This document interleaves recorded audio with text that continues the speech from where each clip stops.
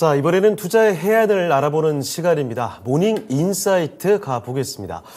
오늘은 신영증권 서정원 연구위원 자리해 주셨습니다. 안녕하십니까? 안녕하십니까? 네.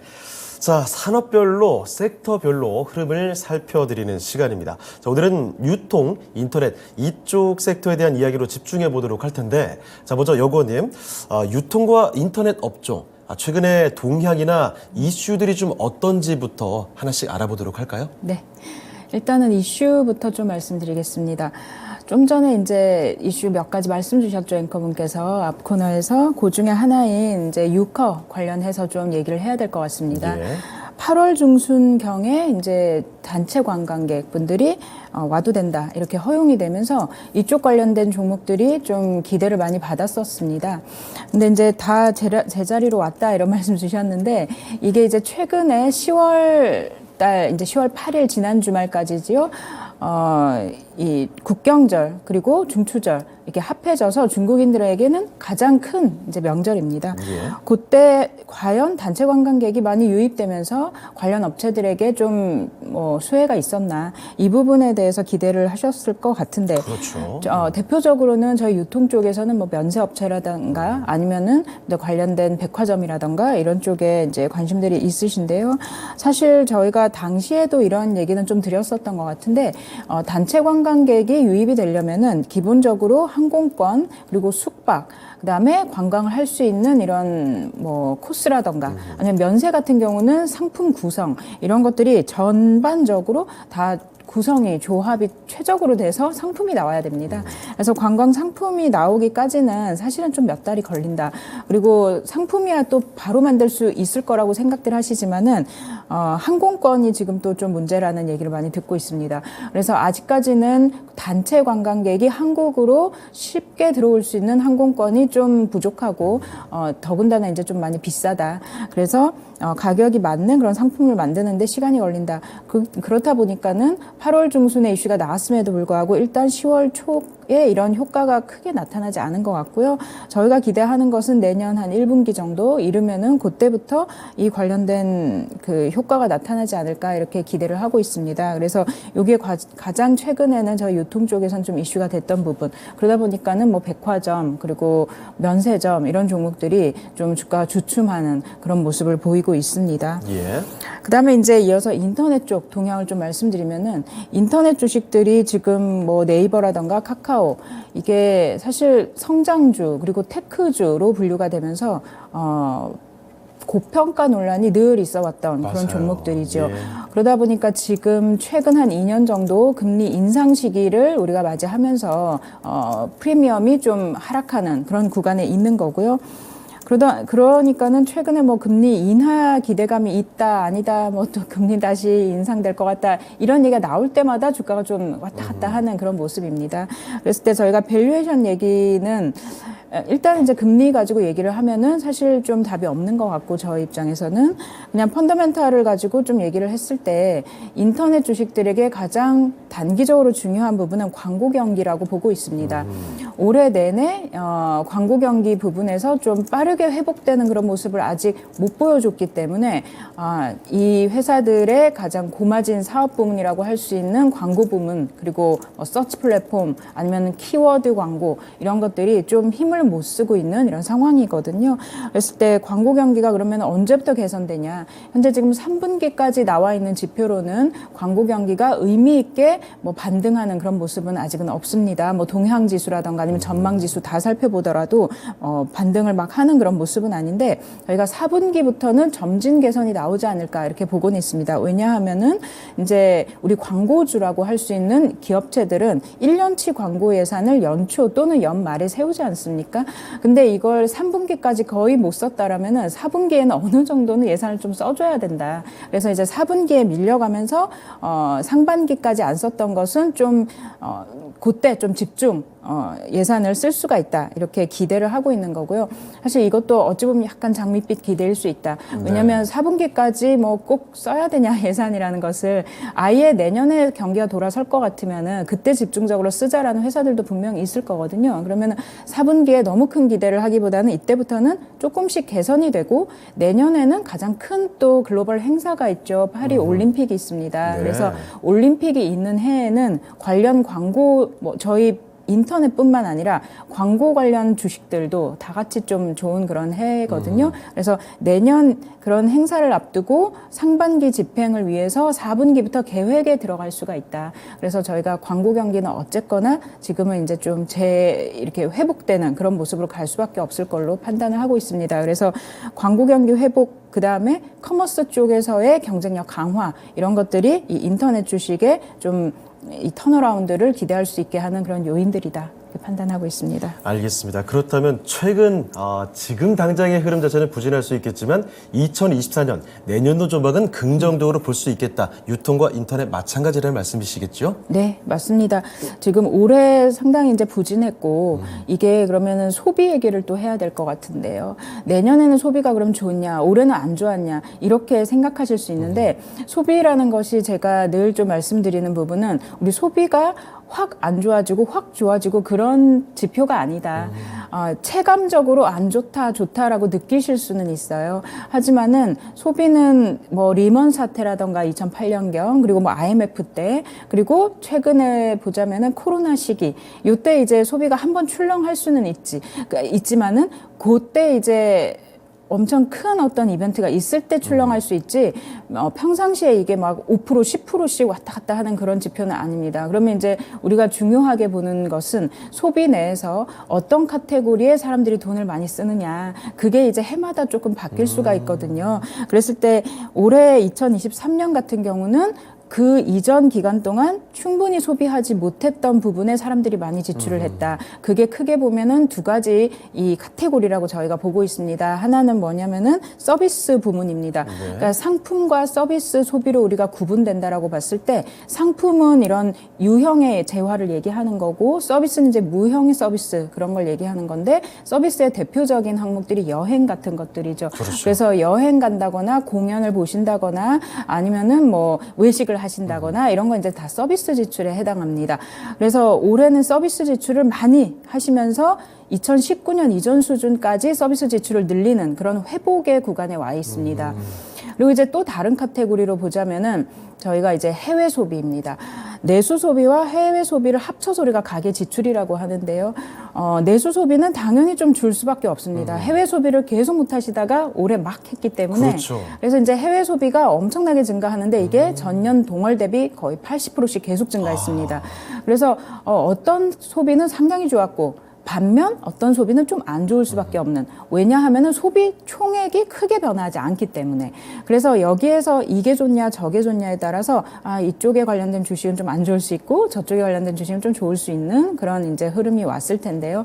이게 완전히 정리되는 해가 이제 내년부터라고 보고 있습니다. 그래서 2020년 초였지요. 코로나가 왔던 것이 그 코로나로 인해서 소비 행태에 이 교란이 왔던 그런 시기가 이제 3년 정도 됐다라는 거고요. 네. 이렇게 소비가 한번 좀 우리가 꼬인다라고 표현을 하는데 소비의 행태가 좀 한번 이렇게 뒤틀려 버리면은 이게 정상화된다. 정상화되는 시간까지 한 3년은 걸리는 것 같다. 네. 그래서 2023년까지 이렇게 좀 꼬여 있었고 내년부터는 이제 우리가 원래 코로나가 없었던 것처럼 그때 비슷한 수준의 업태별 회복이 나올 수 있다라고 보고 있습니다. 그래서 이제 내년부터는 좀 패션이라던가 이런 쪽으로도 다시 좀 소비를 재개할 수 있다고 보고 있고요. 다른 상품 소비도 좀 다시 반등을 할 수 있다. 그러면 이제 관련 유통주들에게 관심을 가지면 좋겠다 생각하고 있습니다. 네. 자, 소비에 대해서도 아주 세세하게 분석을 또 해봤습니다. 유통과 인터넷 업종에 대해서 이 섹터에 대해서 상세한 분석을 도와드리고 있는데 간단히 좀 정리를 해드리죠. 일단 유통 관련해서는 앞서 언급해드렸던 것처럼 유커 관련된 허용 이슈가 좀 있었죠. 관련주들의 기대감은 굉장히 컸습니다. 하지만 이 항공권이나 뭐 숙박, 관광 상품 구성 이런 것들에 시간이 다소 좀 걸린다라는 점. 그래서 앞으로 좀 그 시간까지는 기다림이 필요할 것 같고 있고, 그리고 인터넷 업종에 대해서는 사실 뭐 금리 인상 시기다 보니까 어려움을 계속 겪고 있는 모습이죠. 가장 중요한 포인트는 광고 경기 쪽이었습니다. 아직까지 개선을 뚜렷하게 보여주고 있지는 않지만 앞으로에 대한 개선세 기대감은 있다라는 거고요. 2024년 분명히 이 전망에 대해서는 긍정적인 평가가 가능할 것 같습니다. 자, 그러면 유통과 인터넷 이쪽에 이 탑픽 종목들에 대한 자세한 이야기도 한번 들어보겠습니다. 정권님, 유통, 인터넷, 탑픽 종목들을 각각 좀 어떻게 꼽아볼 수 있을까요? 네, 유통 같은 경우는 이제 유통이든 인터넷이든 저희가 탑픽을 꼽는 데 있어서 좀 중요하게 보는 기준이 있습니다. 네. 예, 그 기준은 일단은 이런 업황의 턴어라운드를 봤을 때 제일 좀 수혜를 받을 수 있을 거다라고 생각되는 그런 섹터여야 될 것이고, 이제 소비의 카테고리가 돼야 될 것이고요. 또 하나는 주가 자체가 좀 많이 하락을 해서 요 이상은 더 안 빠지겠다 싶은 하방을 좀 충분히 지지했다라고 보여지는 그런 종목들. 그리고 또 하나는 이제 마지막으로는 4분기부터는 지금 바로 4분기, 올해 4분기부터는 어느 정도의 개선을 좀 보여주는 그런 시그널이 있어야 된다. 이렇게 이제 세 가지 기준을 가지고 좀 말씀을 드리고 있습니다. 그랬을 때 유통 같은 경우는 그 중에서 현대백화점이 지금 이제 한 번 반등을 크게 했다가 다시 5만 원대 수준으로 좀 조정을 받은 상황입니다. 현대백화점 그리고 인터넷 쪽에서는 이제 네이버 이런 종목들을 좀 좋게 보고 있는데요. 예. 현대백화점부터 좀 말씀드리면은 일단 4분기부터 좀 개선의 흐름이 나올 수 있냐 이 부분을 좀 먼저 말씀드려야 될 것 같은데, 일단 3분기까지는 그러면 실적이 계속 부진할 수 있다라는 것이 전제되어 있고요. 지금 3분기까지 실적이 부진한 것 중에 하나는 뭐 백화점의 경기가 살짝 둔화되어 있는 부분 이런 거 생각할 수 있겠지만은 무엇보다 현대백화점 같은 경우는 작년 상반기, 하반기 요 사이에서 대전점 화재가 있었습니다. 그래서 화재로 인해서 점포에 손실이 좀 컸었고 또 네. 이후에 영업을 못하면서 손실이 있었기 때문에 그게 기저 효과로 돌아서는 시기가 올해 4분기부터입니다. 그래서 점포 하나의 그 타격이 뭐 전체 실적에 그렇게 큰 영향을 주냐 이렇게 생각하실 수도 있지만은 예. 전체적으로 점포가 이제 뭐 백화점 기준 10개 초반, 그다음에 아울렛을 합하면 한 20개 뭐 이렇게 된다라고 봤을 때 그 한 개가 주는 타격이 상당히 클 수밖에 없습니다. 그리고 우리가 매장 영업을 하면서 나오는 그런 이익도 중요하지만은 하지 못할 때 나오는 고정비 부담이 상당히 큽니다. 그렇죠. 예, 그런 적자 부분을 다 감내하면서 4분기부터는 이제 이익이 다시 증가하는, 지금 3분기까지 감소거든요. 근데 4분기부터 다시 증가하는 흐름으로 갈 거라고 지금 예상을 하고 있기 때문에 이 부분에 기대를 하고 있고, 또 한 가지 면세점입니다. 지금 면세점은 빠르면 내년 1월부터, 내년 1분기부터 그런 단체 관광객, 중국인의 그런 효과를 좀 볼 수 있지 않을까 한다라고 말씀드렸는데, 지금 현대백화점은 뭐 시내점뿐만 아니라 공항점의 면세까지도 좀 확장이 지금 되어 있는 상황입니다. 그렇다 보니까는 이 매출이 자연스럽게 증가하면서 이익이, 수익성이 개선되고 있는 구간에 와 있습니다. 근데 여기에 중국인 단체 관광객까지 유입이 된다라면은 현대백화점 면세점의 수익성 개선이 가장 좀 가파르게 나올 수 있다 이렇게 보고 있어서요. 예. 백화점 쪽의 턴어라운드 그리고 면세점 쪽의 수익 개선, 이걸 두 쪽을 다 좀 기대할 수 있는 그런 종목이기 때문에 5만 원대로 또 조정을 받은 상황에서는 좀 유심히 저희가 볼 필요가 있다라고 생각합니다. 예. 그리고 두 번째로 이제 네이버를 좀 말씀드리면은, 네이버는 어떻게 보면은 인터넷을 보는 분들이 늘 좀 애증 그렇죠. 네. 가지고 있는, 물론 카카오도 마찬가지일 것 같습니다. 이 두 개, 뭐 저희는 이제 네이버가 탑픽이지만은 카카오와 함께 네이버는 사실은 바닥은 충분히 다진 종목들이다라고 보고 있습니다. 정말 지루했어요. 맞습니다. 근데 여기에서 이제 중요한 건 그냥 매크로 지표, 금리가 오르냐, 멈추냐, 빠지냐, 이걸로 상당히 좀 좌우가 되기 때문에 그 큰 흐름에서의 매크로가 조금 받침이 돼줘야 된다라는 것은 전제가 되어 있는데요. 다만 이제 네이버에 대해서 좀 금리와 무관하게 저희가 기대하는 부분은 마찬가지로 수익성 개선 쪽입니다.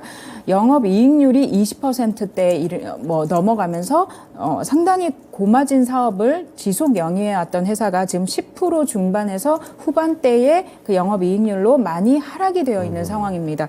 그럼 영업이익률이 이렇게 하락을 하는 이유는 이유는 기존 고마진 사업은 계속 성장이 좀 둔화되는 상황에서 신성장 사업 쪽에서 그건 제 저마진일 수밖에 없는데 이쪽이 성장이 강하게 나오기 때문에 어쩔 수 없이 회사가 이런 구간을 거치게 되는데요. 사실 이제 그 고마진 사업이 광고 쪽이라면은 저마진 사업이 약간 커머스나 컨텐츠라고 했을 때 저마진 사업 쪽에서도 AI 기술 개발 이런 걸 통해서 시너지를 낼 수 있는 시기가 내년에는 오는 것 같다라고 보고 있습니다. 그래서 네이버의 커머스 쪽 경쟁력이 상당히 부각될 수 있고 그다음에 광고 경기는 앞서 말씀드린 것처럼 어쨌든 개선되는 방향으로 갈 것으로 보기 때문에 기존 고마진 사업의 수익성이 개선되는 부분 그리고 저마진 사업에서도 어느 정도의 마진 개선이 나올 수 있는 그런 시기다라고 봤을 때는 네이버의 전체적인 수익성이 개선되면서 혹시 매크로 상황도 좀 받쳐주게 되면은 탄력을 크게 받을 수 있다라고 보고 있습니다. 그래서 현대백화점과 네이버를 이번 내년 봤을 때의 추천주로 말씀드리겠습니다. 네. 자, 유통과 인터넷 섹터 각각의 이렇게 대표적인 종목, 탑픽 종목을 꼽아봤습니다. 일단 유통업종에서는 현대백화점이었죠. 최근 들어서는 주가가 근한 2달 정도 만에 20%가 넘게 상당히 좀 크게 좀 떨어졌습니다. 3분기까지 어려움은 계속 이어질 수 있다라는 점은 전제로 깔고 가는데요. 4분기부터는 좋아질 것이다. 일단 첫 번째로 백화점 쪽에서 턴어라운드가 있습니다. 그리고 또 한 가지 특히 면세점에 대한 이야기죠. 중국인 단체 관광객에 대한 효과 이런 기대감으로 인해서 앞으로의 기대감 충분히 가져볼 만하다라는 점 탑픽 종목으로 꼽아드렸고요. 그리고 또 인터넷 업종에서는 바로 네이버였습니다. 많이들 주목하고 계셨을 텐데 바닥을 충분히 다졌죠. 참 지루한 이 바닥권에서의 움직임이 계속 있었던 종목입니다. 물론 이 매크로 상황에 대한 금리가 상당히 좀 중요할 텐데 앞으로 역시 수익성 개선에 대한 기대감이죠. 고마진 사업, 이 광고 쪽에 대한 기대감도 물론 있겠지만 특히나 심지어 저마진 사업에서도 앞으로의 개선에 대한 기대감은 충분히 있다라는 점 꼽아 주셨습니다.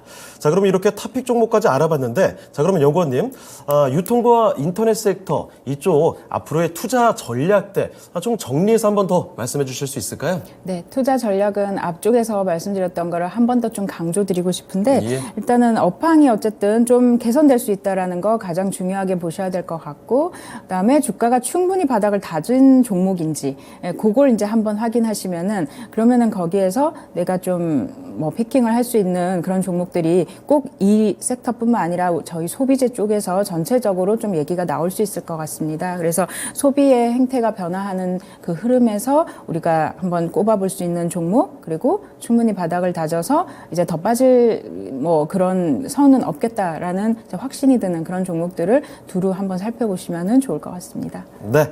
자, 현대백화점과 네이버까지 해서 살펴드렸습니다. 유통과 인터넷 섹터 두 업종 모두 마찬가지입니다. 지금까지 주가는 상당히 좀 부진한 모습을 겪고 있었고 특히 이 유통 관련해서는 최근 기대감에 비해서 주가가 많이 부진한 모습이었죠. 당분간 이런 흐름 이어질 수는 있겠지만 앞으로 봤을 때 실적 개선, 수익성 개선에 대한 긍정적인 평가는 충분히 해볼 만하다라는 점 같이 한번 기억해 두시면 좋을 것 같습니다.